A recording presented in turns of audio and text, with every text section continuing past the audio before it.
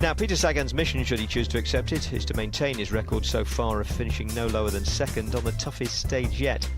Today's 185 kilometres setting out from Brest isn't as relentlessly up and down as yesterday's was, but it's more backloaded, focused on a single climb that gets tackled twice.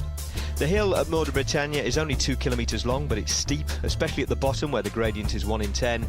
And having climbed it once, the riders will complete a 16-kilometre circuit, taking them back to the top of it and the finish line. Nipping across to that bonus second sprint and picking up second place and increasing his advantage over a lot of other riders, closing in on that yellow jersey. I wonder if it's possible whether we're going to see Geraint Thomas in yellow at the end of the day.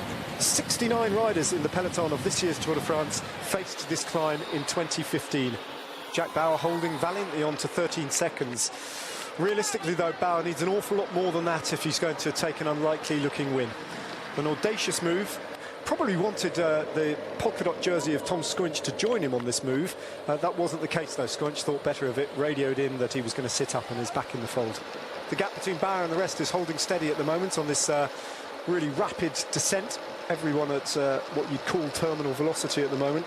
Good ride by Jack Bauer, but unfortunately he knows what awaits him because that peloton is going to come flying into Mur de Bretagne. At the same time, Mitchelton Scott have been, it does allow them to sit there and not do any work, but I don't think that makes much difference because they wouldn't have been anyway. Just on the left-hand side there, Tom Dumoulin, is it? Certainly Geschke has gone back to wait and the wheel is being switched over.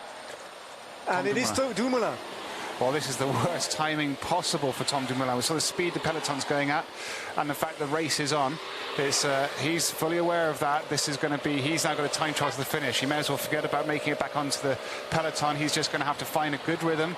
He knows this, he's got a cool head, but at the same time, he's aware that he's going to lose time. It's just how much. So Dumoulin already the first victim of the Mur de Bretagne through no fault of his own, needing a front wheel change and chasing back on all on his own. At the front of the race, though, it's still Bora Hansgrohe, surely trying to set things up for Peter Sagan. On the form book, it would suggest that Peter Sagan is capable of climbing to victory here at the Mur de Bretagne. And the world's time trial champion is trying to time trial his way back on. Doesn't want to be too obvious here with the drafting and the help from this particular team car. Got to try and use other vehicles and eventually get his nose in the wind and get himself back in. The rules are so strict these days in the ECI regards drafting. Is this a bit too much? It's delicate, isn't it? Yeah. Well, Bauer's about to be caught, and they're not even at the climb yet. They have yet to get into the village of Mur de Bretagne. That attack is over. Jack Bauer, fair play to him for trying. He might well end up in the combativity at the end of the day, but that attack is going to come to nothing. TJ Van Garderen just lurking on the wheel of Marcus Burkhardt in the red of BMC. Dumoulin now fully in the convoy of cars. There's a teammate waiting for him there, so now he's going to come straight by. A teammate should have been a bit more switched on than that. Oh, no. Oh, that wasn't ideal, was it? Bardet, there you see the back. Bardet just had a puncture, so he's got a puncture as well. So it's all going, it's a few different leaders here that are in trouble. So Bardet just had a puncture as well. There's a few punctures happening. So I saw also a Katusha at the bottom. That's not Bardet you're looking at there. That is Matthias Frank, his teammate from AG2 La Mondiale. So, but Bardet's further up. There's Bardet who's made it back on. I think their change was so good. I think it was a bike change he got. He just got yeah, he just took one of his teammates' bikes and has got straight back on. Well, if that's a miraculous recovery, if that's the case, Sylvain Dillier, his teammate, just going backwards. So it's all happening, and we haven't got to the foot of the climb yet. 3.6k to go. That means that there is 1.5 kilometres of approach, some of it downhill until the foot of the climb begins. And that's what you need at this point in the race. Here's the Dumoulin chase, and he's got a couple of teammates now who can live with him, and there's Bardet. And Bardet has got Oliver Nason, and he's piloting back in. Strong man, good wheel to get. He's on 25, so he's taken a bike change, and that's exactly what Tom Dumoulin should have done. Galopin's bike. So Tony Galopin has given, they'll have had that. Normally when you have a team like this, you'll have one rider who has a position pretty close to your team leader, and you'll make sure they're aware what to do at this point in the bike race. Poor road condition here, bumping and rattling their way through town, heading to the foot of the climb, and still Dumoulin's not even close to the back of that small peloton. Team Sky all over the front of the race at the moment. 1, 2, 3, 4 riders with that very, very distinctive jersey, and then sitting on their wheel, we've got Greg Van Avermaet and one of the riders from Bora Hansgrohe. They're onto the climb now. And Team Sky beginning to use up their personnel. Geraint Thomas has Egan Bernal in front of him, and then he'll be exposed. Looking really fresh though, Thomas, and picking up more bonus seconds. Smart move. He's close to the yellow jersey. He could have two objectives today, Geraint Thomas, and you couldn't rule either of them out. He could be looking at the stage victory, and if he does that, then he could well end up in the yellow jersey. Well, if he wins the stage, he will be the yellow jersey at the end of the day. No doubt about that. Marcus Burkhardt now setting it up for Bodo Hansgrohe. No sign of the green jersey for whom they are working. Bodo Hansgrohe looking very strong here. And Peter Sagan just sitting back somewhere. I mean, I presume he is. I think I've just caught a glimpse of the green. There he is. There's green jersey. Alaphilippe attacks and draws out a response. So in fact, they're getting across to the wheel of Daniel Os. And the 1-2. Omar Fraile is the rider from Astana, the Spaniard. And Geraint Thomas battling to get on terms with those three as they run a little bit clear. Richie Porte as well. Tom Jelte-Slachter. Lilian Kamjam just about in the mix from Direct Energie. Geraint Thomas with those white specs. Then comes the yellow jersey, firstly of Greg van Avermaet, and Adam Yates is alongside him. Alaphilippe looking very good there, and here we have Tom Dumoulin just on this. Obviously he's left his teammates already, I think, Tom Dumoulin. So, yeah, I think Søren Andersen is his next staging post. So that's Chad Hager who blows up there, the man in the white jersey, sacrificing his own position in the white jersey competition to work for his team leader, Tom Dumoulin, further down the road. Richie Porte, who's now gone. So Richie Porte and Geraint Thomas, Peter Sagan moving up there for it behind Adam Yates. Dan Martin going to go. Big attack, draws out a response, does it from Alaphilippe? No, Porte watches him go on the left-hand side of the road. The man who finished in second place in 2015. Has he gone too early? It's still a long way to the finish, 1.1k to go. And it's Geraint Thomas himself who reacts with Adam Yates in his wheels. So Dan Martin, Geraint Thomas, Adam Yates, Richie Porte, then it's Rafa Majka. Oh, this is the strike. Adam Yates is now going. Dan Martin, this is where he went last time. He went a long way out. But look at the speed that Adam Yates is going at. Yates, Martin, Chris Froome, Geraint Thomas is there. One of the riders from AG2 La Mondiale, it's Pierre Latour. Then comes Rafa Majka, and then Steven Kruijswijk, Julien Alaphilippe, then Nairo Quintana, and the yellow jersey Greg van Avermaet at the moment is in trouble. No sign of Peter Sagan here. Yeah, Peter Sagan's 2 places behind. Yeah, he's in the perfect position on Nibali's wheel. So Peter Sagan has got this completely dialed for the moment. Bardet in trouble. It's Bardet who's distanced. Romain Bardet going backwards, mind you, he's had a job on his hands to get on terms, but still, Dan Martin has the front. He's got 700 metres to go. Can Dan Martin ride to victory here at the Mur de Bretagne? What a chase developing behind him, led by Richie Porte at the moment, as the French cameras focus in on Romain Bardet, losing time on the Mur de Bretagne. Inside the final kilometre, this man, second place in the Giro d'Italia. Tom Dumoulin just trying to stay in contention in GC. Pierre Latour is the rider on the right-hand side of the road for AG2 La Mondiale. But I think they've all left it too late. This is a phenomenally strong ride from Dan Martin. He was threatening to do something like this when he rode to victory in the Dauphiné, but is he beginning to fade? It's a long way, and the wind is a factor here. And Dan Martin, well, he's still got an advantage. He's riding uphill at the best part of 40 kilometres an hour. It's an extraordinary ride, but he's got this powerfully built, muscular time trialist from Pierre Latour. And Latour sprinting to get on the wheel of Martin. Surely Martin knows he's there, but can he do anything to respond? If Pierre Latour closes in the final 150 metres, he could jump Martin here. But how strong is this from the Irishman? I think he's cracked Latour. He's got Valverde now as a problem on the right-hand side of the road. Still, Latour doesn't give it up. Martin, he's going to hold on to victory. A fantastic win for Dan Martin. Pierre Latour incensed. Alejandro Valverde picks up third place. A group containing Geraint Thomas crosses the line.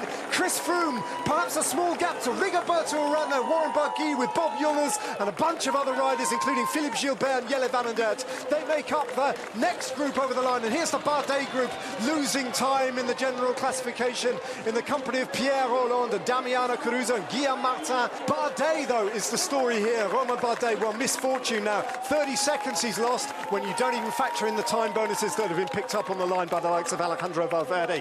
What an intense battle all the way down this climb. Only a 2 kilometre climb, but look at the damage it's doing to some big names as Mollard crosses the line. And here is Tom Dumoulin, one of the big favourites to win the Tour de France, and he is shedding the best part of a minute. A puncture doing all sorts of damage to Tom Dumoulin's chances of overall victory in Paris. Dan Martin, head and shoulders the best of everyone on that climb. Well, we've got so used to seeing Dan Martin exhaust himself to animate stages ultimately for other people's benefit, but he got it right for himself at the Dauphiné last month, and it was evidently a good sign of his form rather than just a one-off. Dan, that's one of the most difficult places to win a stage. You need everything, positioning, the team, the legs, so you must be particularly happy with that. Well, my initial thought is I hope my wife hasn't just gone into labour, you know. Yeah, I mean, I tried exactly the same thing in 2015 and got boxed in. So I knew the right moment to attack. It was just putting it into practice. And with the headwind, I was a bit scared, you know. I didn't know if it was going to be possible today. There's one thing having a plan and another thing to put into action. But I had great legs all day yesterday as well. So, yeah, I mean, it was amazing to be able to hold on. And it was a very tough stage, wasn't it? Good, hard riding all the way through that stage. So there was a lot of work to get through before you even got to that final climb. Yeah, the last 2 days have been the first real test of the tour. You know, it's been a very, very tough couple of stages, and you definitely saw that in the finish today. There's a lot of tired legs already. I think, yeah, it doesn't really seem like a rest day tomorrow, 240 kilometres, but I think everybody will be hoping for a bit more of a quieter day. You're starting to bring back the time you conceded in the team time trial, but other things on your mind then? Family matters too, Dan?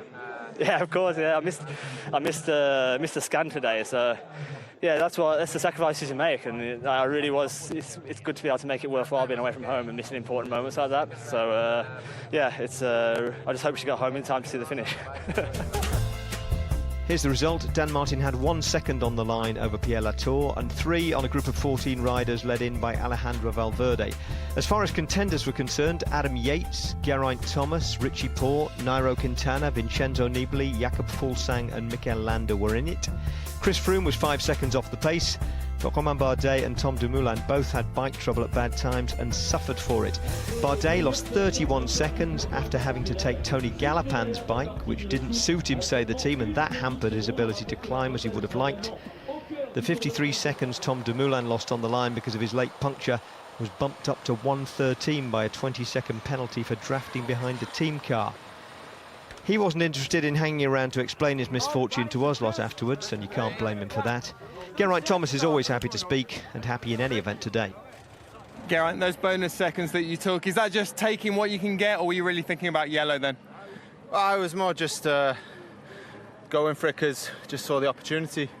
But like I said before, I don't think anyone will let me get away with it 3 times now. But yeah, it's unfortunately could have, if I'd got on the podium there, might have had enough seconds to take the jersey. But yeah, Dan and that were just too strong. Bardet and Dumoulin have both lost quite a bit of time, we think, so a good day for you. Yeah, I don't know. I haven't seen any of that, so if they have, then yeah, good for us. Must have had been a bit unlucky, though, I would have thought. I don't know. Richie, just talk us through what happened on the climb there. Well, it was crazy into the bottom of it, so you know, I think I ended up getting stuck a bit on the front there, but I mean, there's not much you can do. You can't really peel off because I don't have much of a kick anyhow, so I rode tempo there. I'm pretty sure Greg's held onto the jersey, which is a good result for us, another day in the yellow. So yeah, hard stage. It's nice to tick that one off. Dan Martin evidently has one item fewer on his to-do list as well. His second Tour de France stage win 5 years and 5 days after his first. Peter Sagan broke his run of finishing first or second so far this tour, although 8th was pretty impressive on this climb, and he marked his 90th day in the green jersey by extending his lead in that competition. Greg van Avermaet held on to the yellow jersey as the quick-step plan to take it off him failed to yield anything better than 4th place for Julian Alaphilippe. And there was a second yellow jersey presentation to Bernard Hinault, marking 40 years since the first of his 5 overall wins. So here's the new GC. Geraint Thomas is up to second, 3 seconds behind Greg van Avermaet. TJ van Garderen is third. Julian Alaphilippe moves ahead of his teammate Philippe Gilbert, with Bob Jungels making it a block of 3 quick steps. Rigoberto Urán lost a few seconds today. Alejandro Valverde has ridden himself into the top 10, as has Jakob Fuglsang behind Rafael Majka. Outside the top 10, the favourites are bunched. Richie Porte 2 seconds ahead of Mikel Landa. Adam Yates and Chris Froome tied on time. Tom Dumoulin's loss on the road placed him 1 second behind Froome at 1:03. The penalty bumped him down to 1:23, 4 seconds ahead of Dan Martin. Romain Bardet is now at 1:45.